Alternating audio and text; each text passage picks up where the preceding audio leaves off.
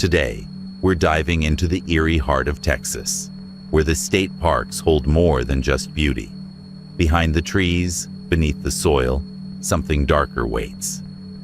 Get ready for 5 true creepy encounters in Texas state parks. Real stories that will make you think twice before your next hike or camping trip. But here's something strange. Most viewers make one big mistake. They watch the video, but don't hit that subscribe button. And by doing that, they miss out on the creepiest, spine-tingling tales that only the brave dare to hear. Don't be one of them.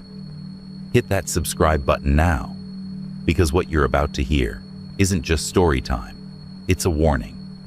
So, where are you watching from? And what time is it there? Drop it in the comments, because today's just the beginning. And the shadows in those parks? They've been waiting for you. Now, let's head into the darkness. Wade Hutchins had oil in his bones. He'd worked derricks and rigs across Texas for 40 years, from the hot flats of Midland to the dusty hellholes outside Laredo. He'd seen men lose eyes, fingers, even their lives. Once, he watched a guy fall face first into a drill pit.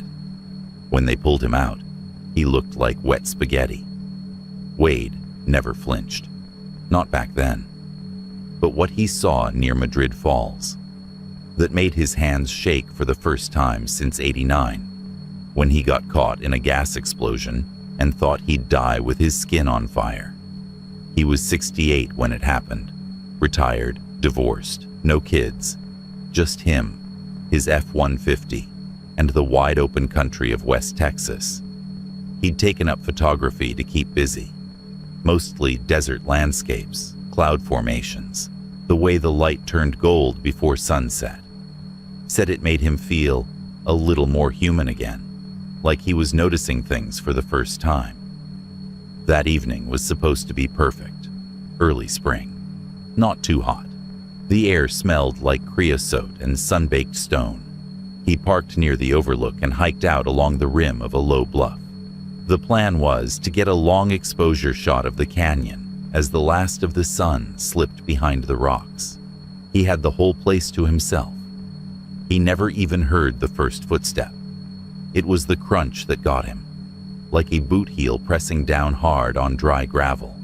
He turned fast, expecting another hiker, maybe a ranger. Nothing, just shadows and brush. The desert stretching flat and quiet in every direction.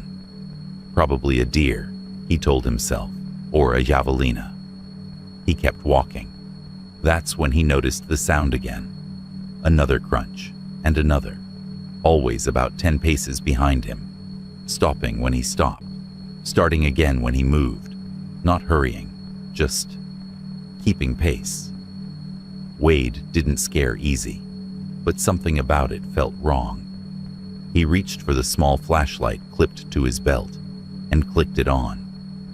The beam cut through the gathering dusk like a thin silver knife.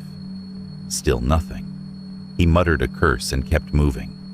The golden hour was slipping away. He had maybe 15 minutes of light left. Then he heard it. Wade.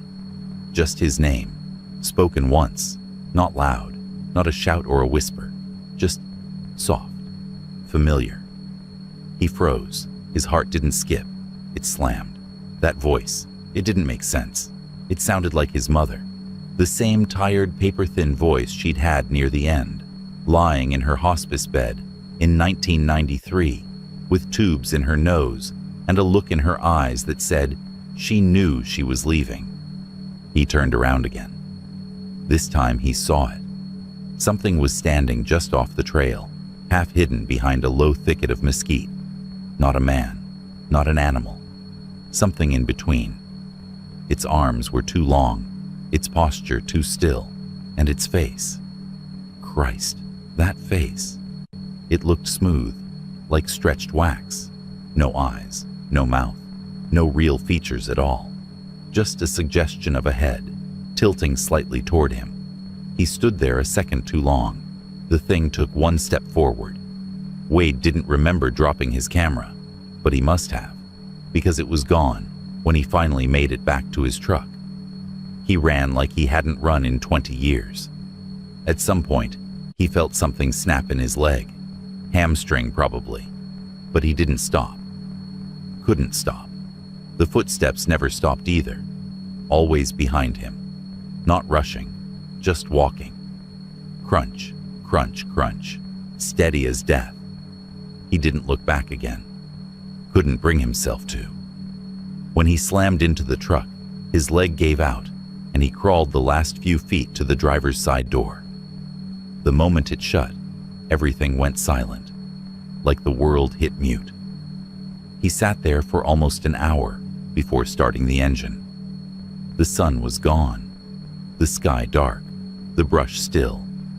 When he finally drove away, he didn't look in the rearview mirror once. Wade never told anyone the full story, not his buddies at the diner in Odessa, not the ER nurse who wrapped his leg and asked him what the hell he'd been running from out in the desert. But sometimes, when he drank too much, he'd mutter things under his breath. Things like, "It wasn't trying to hurt me," or "It knew my name," or "It looked like it was learning how to be human." He never went back to Big Bend Ranch, not even close. Sold the camera, deleted all the photos from that trip. Wouldn't even look at a map of that part of Texas without getting white in the face. The last thing he said about it, after one too many beers and a long, hard stare out his window, was this: "Some things don't chase you. They just follow. And they don't stop until they find someone else to walk behind." They called it a nature escape, a digital detox, a chance to reconnect with the land. That's how Marco sold it anyway. 4 college friends, Marco, Luis, Tasha, and Ricky, piled into a silver Honda Civic and drove out from San Antonio during spring break, 2017, headed northwest for Lost Maples State Natural Area. It was Luis's first camping trip. He wasn't a nature guy.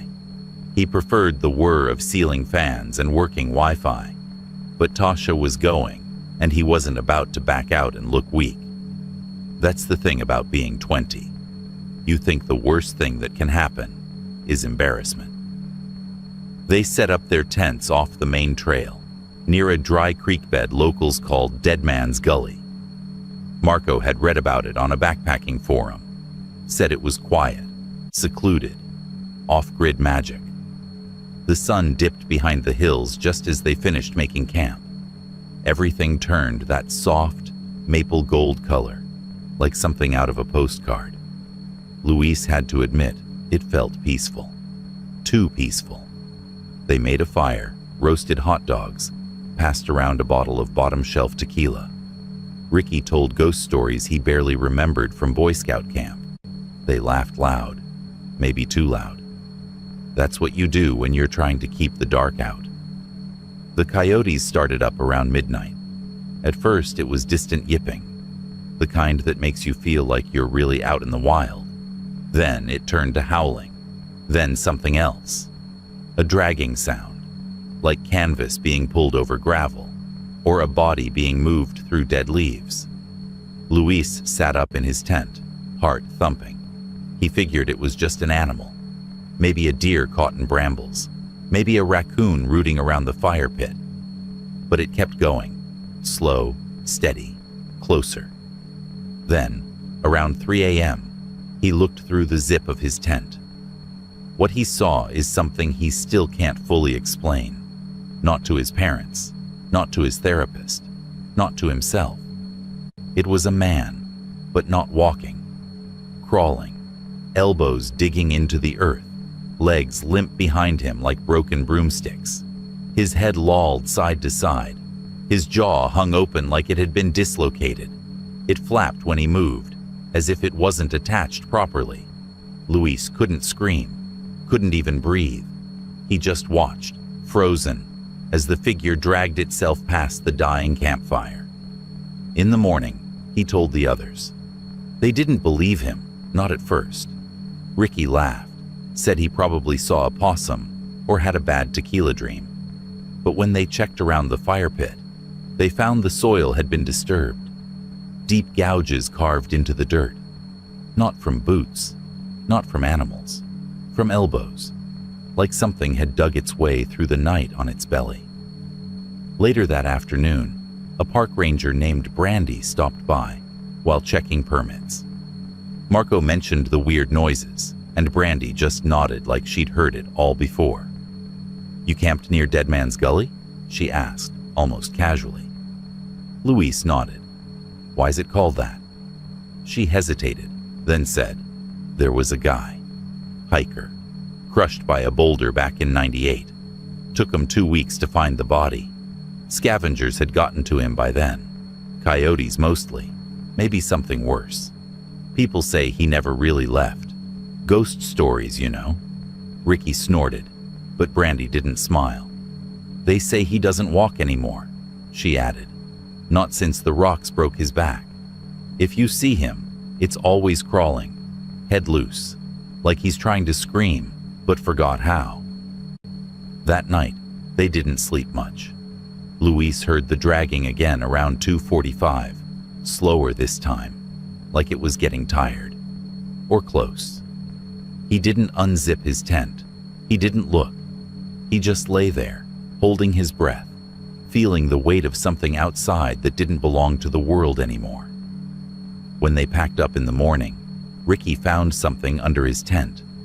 A long smear of dirt, like a handprint, not pressed down, but pulled. They never went camping again. Luis still dreams about the sound, that dry, desperate scraping across the forest floor. He hears it when he's alone in the house, when the AC cuts off and the silence gets too thick. He knows what he saw. Some ghosts don't rise from the grave. Some have to crawl, and some are still crawling. Garner's the kind of place that makes you believe in the good old days. Sunlight filters through the cypress trees like melted gold. Tubes drift along the lazy current of the Frio River, carrying sunburned kids and half-drunk dads.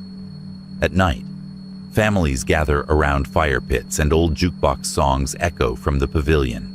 Patsy Cline, Elvis, that kind of stuff. It feels safe. That's why it's easy to forget what the locals whisper about when the campfires burn low and the kids are finally asleep. They talk about her, the barefoot woman, the one who laughs. They call her the Laughing Lady. The Vargas family didn't know that story when they rolled in from Corpus Christi in March of 2009. Just a quick spring break getaway, 3 nights under the stars. Luis Vargas was a high school science teacher. His wife, Carmen, was a nurse. Their daughter, Sofia, was 6, tiny, curious, always dancing. She loved frogs, cherries, and songs with hand motions. They got campsite number 28, Riverside. Great view, close to the bathrooms, and just isolated enough that they felt like they were really camping. The first night passed without a hitch. Sofia caught a toad. Luis grilled fajitas. Carmen opened a bottle of red wine she'd been saving since Christmas. The second night is when things got strange. Around 2:10 a.m., Carmen woke up first. She said it was the laughter that stirred her. Not wild laughter, not adult laughter. This was smaller. A little girl's giggle, light and fluttery, the kind that should have been coming from inside the tent, but wasn't. She sat up and nudged Luis. "You hear that?" He grunted and turned over. Probably some drunk teenagers. But Sofia was already awake, eyes wide open. She whispered, "It's the funny lady. She wants to play." "What lady?" Carmen asked, a stone of cold dread settling in her gut. Sofia didn't answer. She just smiled, pulled her shoes on, and crawled toward the tent flap. By the time Luis sat up and realized what was happening, she was already outside. The zipper hissed shut behind her. They bolted out after her, But Sophia was gone, vanished. No flashlight, no footprints, nothing but the chill of the night and the soft wind drifting through the trees. They called her name. They searched with their phones, shouting, hearts pounding. Other campers heard the commotion and joined in. A ranger showed up 10 minutes later with a high-powered flashlight and a handheld radio. They found Sophia 20 minutes later. She was standing in the Frio River, knee-deep, in her pajamas, not crying, not calling for help, just standing there, eyes fixed on the far bank, like she was watching something walk away. When Luis and Carmen wrapped her in a towel and asked why she left the tent, she gave them the kind of answer that stays in your bones forever. "She wanted to dance with me," Sophia said. "The funny lady. She was cold. She was see-through." After that, the Vargas family packed up and left before sunrise. They never came back. But their story, it stuck, and it matched others that had been shared, quietly, over the years. A couple in 1996 said they heard laughing near the picnic tables, thought it was kids at first, until they saw a barefoot woman standing in the middle of the river, her white dress floating on the water, head thrown back, like she was laughing at the sky. In 2014, a man named Jared Roberts claimed he saw her while walking back from the restroom around 1 a.m. She was crouched under a tree, laughing to herself, plucking grass like a child making flower chains. She looked up when she heard him, smiled. He said her eyes were cloudy, like she'd been drowned a long time ago. She didn't move like a person, he said later. She just glided forward, like the ground wasn't touching her feet. There's no record of a woman drowning in Garner State Park, no missing persons case that fits. But the stories go back decades. Some old-timers say she was a local girl in the 1940s, the daughter of a dance instructor who went missing during a summer flood. Others say she's much older, something tied to the land before it was a park, before there were cabins and tubing trips and ranger stations. Just river and trees and silence. A park ranger who's worked there since the 80s once put it like this: "She ain't loud. She don't scream. That's what makes it worse. It's like she's happy about it. Whatever she is. She thinks it's funny. They say if you hear the laughter near the river, real light, like someone just told a joke you didn't hear, don't go looking. Don't peek out your tent. Don't answer the whisper if it calls your name. She only laughs when she knows someone's listening. And if you see her, don't dance." The Bastrop wildfire of 2011 was a monster. It tore through the lost pines like the devil himself had come looking for something buried deep. Over 34,000 acres gone, families uprooted, wildlife dead by the hundreds. Even now, the skeletons of once proud trees stand like charred bones, brittle and broken. But if you ask the right folks, usually older, usually quiet, they'll tell you one tree survived that fire, the way a scar survives a wound. It's not on any official map.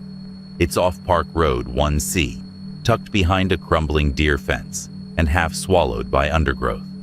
A loblolly pine, massive and hunched, its bark permanently black, like it's been burning for centuries. They call it the devil tree. Back before the fire, rangers avoided that part of the park unless they had to clear trash or deal with drunks. Even then, they'd come back looking pale, arms crossed tight over their chests. They'd tell themselves it was just the wind, just the creaking of old wood. But more than a few swore they heard it, a sound that didn't belong in the woods, a groan, not the kind trees make when they sway in the wind. This was wet, ragged, like someone trying to breathe through crushed lungs. In 2004, a seasonal maintenance guy named Troy Bennett was working trail cleanup when he spotted the tree. It was different from the others, blackened and sagging in the sun, like it was already dead and didn't know it. He thought it was cool, took a few pictures with his flip phone. Then he noticed something strange. Handprints, small ones, burnt looking, charred around the edges like they'd been seared into the bark. He watched one of them form, right in front of his eyes. He dropped his rake and never came back. Troy told a buddy that night over a beer, said it was like watching steam form a handprint on cold glass, only it was on wood, and the wood was hot, like the tree was still smoldering inside. He lasted 4 days at that job. The park didn't talk about the devil tree, not officially, but the stories kept surfacing, especially from campers who wandered too close at night. Tap, tap, tap on their tent flaps. Not branches, not raccoons. Something slower, intentional, like fingernails, burnt ones, and that groaning. More than one person heard it. A couple from Austin, Jen and Marcus, wrote about it on a travel blog back in 2008. Said they woke up to the sound around 3 a.m., heavy and choking. Thought someone was dying in the woods. They followed the noise with a flashlight and found nothing but that tree. Jen said it felt like standing in front of something that hated being alive.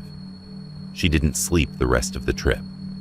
There's an old woman in Bastrop, Miss Calloway, mid-90s and sharp as a pine needle, who claims her grandmother used to tell her stories about that tree. Back in the 1800s, she said, there was a woman accused of witchcraft. Not the broomstick and potion kind, the real Puritan-flavored kind. Cattle dying, crops rotting, stillborn babies.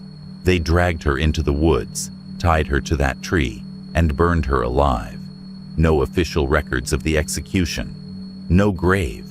But Miss Calloway swears the flames didn't touch the tree, only the woman. It drank her, she says, drank her like soup. And she's not the only one who believes it. There's a ranger who still works there, older guy, Vietnam vet, name's Alan, keeps to himself. Folks say he walks a little slower past the devil tree, tips his hat, never camps near it. One night, a teenager asked him if the stories were real. Alan just said, trees remember, boy. Some of them don't forget. After the 2011 fire, the tree should have burned. The whole forest was an oven. Some flames reached over 200 feet in the air. But that tree? Still there. Still black. Still groaning. People still visit Bastrop. It's a beautiful park, even in its scarred form. New growth pushing through the ash. Families roasting marshmallows. Kids skipping stones. But if you ever find yourself wandering off Park Road, 1C, and the air gets hot without the sun, and the smell of ash creeps into your nose even though there's no fire, turn around. And if you hear something tap, tap, tapping at your tent, don't open it. Whatever's out there, it still remembers burning. Before the fires came in 2011, before the smoke blanketed the Texas sky, like God's own funeral shroud, there was something already burning in Bastrop. Ask the old-timers, the ones who grew up along Park Road 1C, the ones who remember the smell before the wildfire, something bitter and black, like scorched bones. They'll tell you there was always one tree you didn't mess with, didn't touch, didn't even talk about after dark. It wasn't the biggest tree in Bastrop State Park, but it was the oldest, a gnarled, twisted loblolly pine that stood apart from the rest, maybe 50 yards off the main trail, like it had been cast out. The bark was black as pitch, long before the wildfire ever touched it, scorched and cracked, as if the tree had been on fire once, but never quite finished burning. They called it the devil tree. Nobody remembers who named it that, but everybody remembered why. The groaning starts at sundown. It was a park maintenance worker named Harvey Skeeter who first brought attention to the devil tree in recent memory. This was back in 2004, when the park was still mostly quiet and clean, the kind of place families brought their kids for weekend getaways and school trips. Harvey was working late one night, trying to repair a broken footbridge not far from where the tree stood. Around 6:45 p.m., he heard what sounded like someone groaning. Not animal groaning, not even human groaning, really.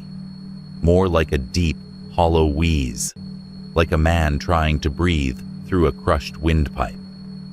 Harvey thought maybe someone was hurt out on the trail, so he followed the sound. The noise led him straight to the devil tree. That's where he saw the handprints. They appeared while he was standing there watching, one after another, like something invisible was pressing against the trunk. Burnt black prints, too small to be adult.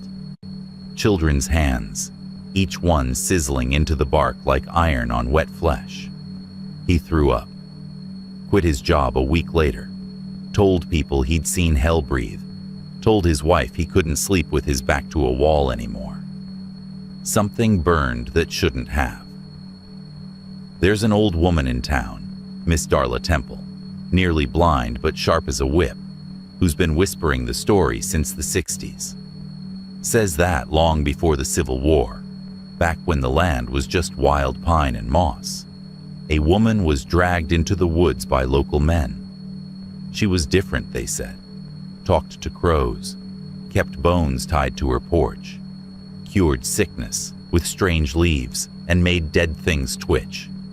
They accused her of being a witch, and they tied her to that same loblolly pine, piled dry brush, and set it alight.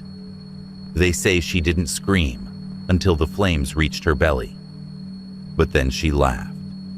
A wild, terrible laugh that echoed through the trees like thunder off tombstones. By morning, the fire had died. So had the woman. But the tree remained, black, warped, watching. No official records exist of a witch trial in Bastrop. No evidence, no names. But folks say that fire in 2011, the one that turned half the park into ash, that was her. Getting warm. The tent incident. In 2017, two college kids from Austin, Mark and Jenna, both outdoor junkies, pitched their tent a little too close to the devil tree. They didn't know any better. Urban kids, hikers in Patagonia, jackets and REI boots, looking for Instagram-worthy solitude. At 2:09 a.m., Jenna woke up to tapping. Software rhythmic, like someone dragging fingernails, burnt fingernails, along the nylon of their tent.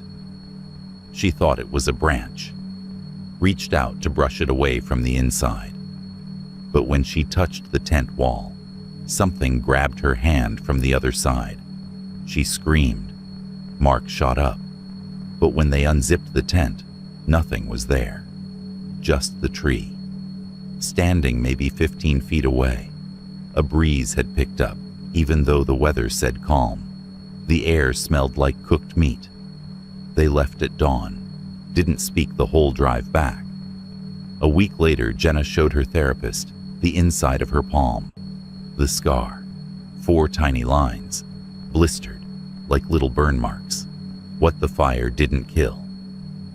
When the Bastrop fire raged in 2011, it burned everything around the devil tree, killed over 1 million trees, turned the forest to cinders. But not that tree. Fire crews said they saw flames bending around it, avoiding it, like even the fire didn't want to touch it again. The devil tree still stands, alone, scarred but solid, and every once in a while campers still report the groaning. Rangers won't go near it after dusk. They won't stop you if you go looking either. But if you do, bring something to burn, something dead, because that tree remembers the witch. It remembers her pain, her fury, her laughter, and it's waiting.